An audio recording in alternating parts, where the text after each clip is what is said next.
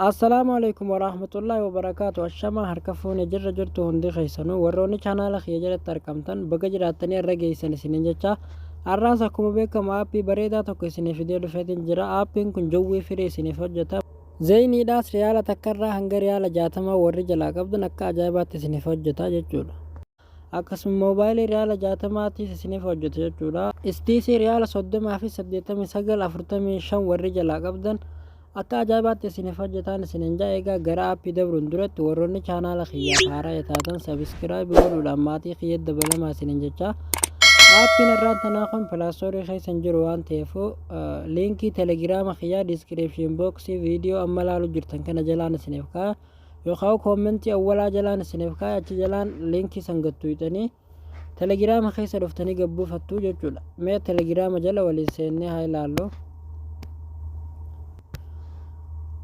kunoo telegiraama jala erga dhuftaniin booda aappiin kaammaan tana deemaa jiru kana jechuudha. amma dura maxxanfamu jira.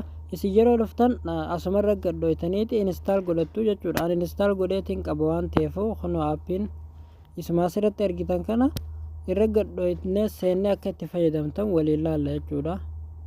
irraa hin baasa amma isatti fayyadamaa jira. yeroo jalqaba dhuftan jechuudha aappii kana tuqaa sadeen gubbaa kanarra gattu hidhanii eegana ammallee check update ka jiru ni jira asirra irratti erga gadhoytanii update godhataniin booda jechuudha asirra gadhoytanii filattuu jechuudha alaabaa. kun akkuma argitan aappiin kun jawwii firee isiniif hojjetaa jechuudha. zeenii riyaala 3 riyaala 2 jechuudha.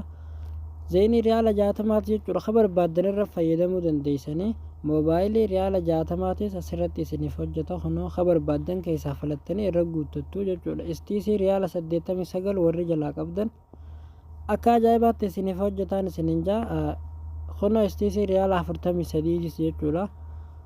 riyaala 30 warri jalaa qabdanis istiisii asirratti isiniif hojjeta. an zeeniin keessaa qaba waan ta'eef amma zeenii irratti guunnee walumaan ilaallaa jechuudha. mee zeenii kanumarra guunnee waliin haa ilaallu.